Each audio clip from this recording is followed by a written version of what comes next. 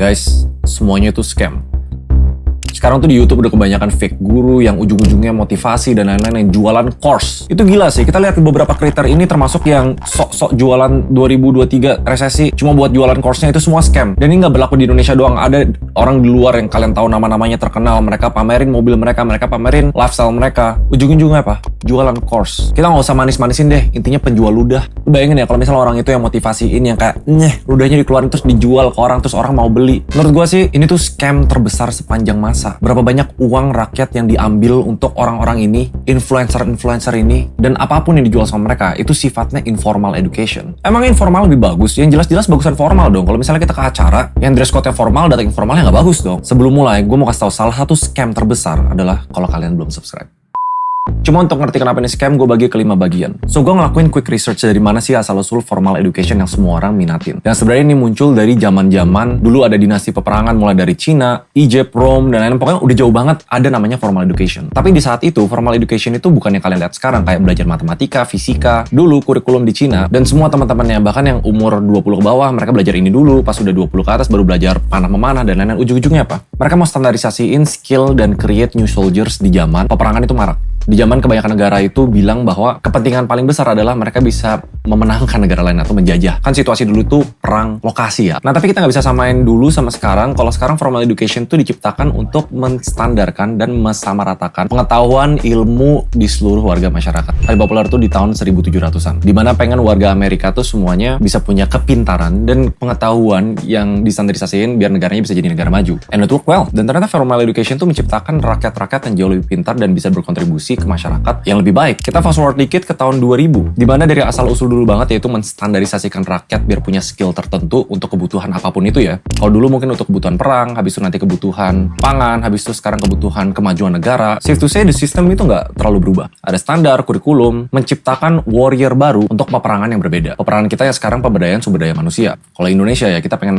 orang-orang kita pintar karena sumber daya alam kita kuat. Kita harus bisa proses dong biar negara kita kuat. Kalau kuat, semuanya sejahtera. Edukasi itu suatu yang sangat penting di hampir semua negara di seluruh dunia. Cuma kita fast forward di zaman dulu sama zaman sekarang, cuma apa sih dark side-nya with formal education? Menurut ahli educational psychologist dari IDF, Irene Guntur, dia bilang 87% mahasiswa itu salah jurusan. Gue ulangin, salah jurusan. Kalau kalian relate, coba kalian komen di bawah, kalian ngerasa salah jurusan atau enggak. Dan sebenarnya menurut gue ini wajar, dulu sama sekarang tuh wajar. Karena banyak dari pendidikan itu dibawa dari dogma ratusan tahun, bahkan ribuan tahun yang lalu, bahwa lu tuh harus mengikuti proses ini, biar lu tuh pinter, biar lu tuh bisa compete di market, biar lu tuh setidaknya sesuai dengan standar semua orang yang mengikuti formal education. Dan 87% itu juga didukung karena kebanyakan mahasiswa itu memilih jurusan dengan adanya dorongan orang tua. Dan safe to say, mayoritas dari kalian nonton, orang tua kalian tuh lahir di 1990 atau ke belakang. Dimana zaman itu berbeda. Yang lebih gila lagi, dogma masyarakat sama keputusan orang tua itu membuat lebih dari 1,7 triliun dolar student loan atau hutang untuk edukasi. Dan mereka willing untuk hutang karena that's the only way. Problemnya adalah pendidikan formal itu bukan harus dilakukan, tapi satu-satunya cara untuk dilakukan. There is almost no way, nggak ada cara lain untuk mendapat edukasi yang baik kalau misalnya kita nggak masuk ke institusi formal.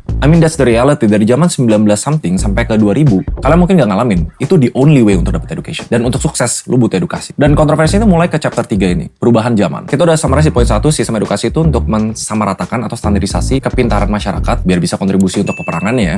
Yang kedua, sistem edukasi formal itu satu-satunya cara untuk bisa mendapatkan ilmu. Nah, tapi kita beda di revolusi tahun 2000 dan ke atas. The Digital Revolution adalah revolusi terbesar, even ngalahin revolusi industri sama pen and paper. Dan kita perang di medan yang berbeda, yaitu informasi. Kalau misalnya digabungin chapter 1 sama chapter 2, total seluruh industri edukasi itu di sekitar 6,5 triliun dolar. Estimasi 2030 jadi 10 triliun dolar. Dimana e-learning atau kayak self-education itu masuk di 144 miliar dolar. Cuma kita back to topic lagi deh, kenapa ini semua tuh scam? Ya sesimpel kita berusaha untuk mematahkan paradigma secara ratusan sampai ribuan tahun bahwa formal education is the way. Kalian tinggal di zaman yang sekarang nggak perlu bayar, gratis pun kalian bisa dapat informasi dan edukasi untuk menunjang karir. Dan ini gue buktiin di tahun 2016. Pas gue freelance dapat 20-30 juta per bulan, itu berkat YouTube, bukan formal education gue. Dan itu gue rasa berlaku untuk teman-teman yang nonton sekarang, yang mungkin nggak ngerasain era 2000 sebelumnya, gue juga nggak terlalu ngerasain. Tapi itu sesuatu yang menurut gue harus dipatahin. Kita ada di perubahan zaman yang lumayan drastis, di mana banyak institusi yang udah berdiri ratusan tahun,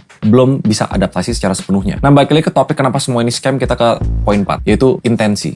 edukasi ya, karena kebanyakan orang yang belajar. Kalian setuju nggak? Belajar yang paling efektif adalah orang yang mau belajar. Ilmu apapun itu, mau matematika, mau apa, kalau dia mau dan dia tahu ini berguna buat dirinya, itu akan paling efektif banget lah. Sampai bisa menunjang karir, sampai apapun itu. Dan realitanya sekarang formal education dilihat sebagai intensi, oh harus aja, atau pilihan orang tua. Bisa dibilang mayoritas tuh ngerasain kayak gitu. Ada, memang banyak banget yang kayak kuliah memang untuk mengejar edukasi, memang dia mau kerja mati-matian, mencari beasiswa, itu gue salut banget. Gue support banget siapapun yang mau ke edukasi situ.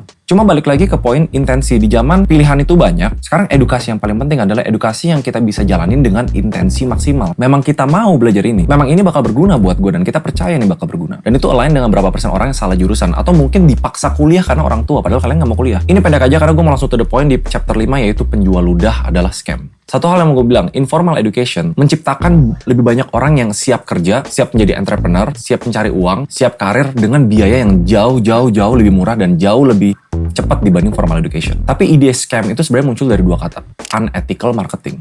Karena kebanyakan influencer ngerasa bikin course itu hal yang mudah untuk mereka lakuin, terus mereka akan ngelakuin segala cara untuk jualin course itu. Yaitu dengan pamer, dengan memberikan iming-iming, dan itu sesuatu yang nggak bisa dikontrol, tapi yang bisa dilakukan adalah kalian filter itu sendiri. Satu faktanya adalah online course is not a scam, informal education gue tetap percaya itu superior kalau intensinya benar dan course-nya bagus ya. Dan lebih siapin kalian di dunia nyata seputar practical skills. We all agree that education itu penting banget. Dan mungkin di video lain gue bakal proof informal education itu suatu yang diminati sekarang. Secara IBM, Apple, perusahaan besar-besar lagi, itu mereka udah scrap kriteria harus punya sarjana, dan realitanya sekarang hampir 40-50% dari karyawan mereka tuh nggak punya degree. Mereka belajar sendiri. Itu yang sebenarnya paling disorot orang. Walaupun memang formal education menciptakan mindset tentang following the system, kita nggak bisa pungkirin, gue sendiri course-course online, pelatihan khusus atau informal itu tuh lebih siapin gue di dunia nyata dibanding formal education. Itu kalau gue pribadi. So to summarize, apakah ini semua scam atau enggak? Up to you to decide. Kalau kebanyakan yang beli course karena kemakan iming-iming marketing, of course then it's a scam. Tapi kalau kalian ngerasa itu sesuatu yang kalian bisa dapetin positif, then it's not a scam. Jadi gue ulangin lagi,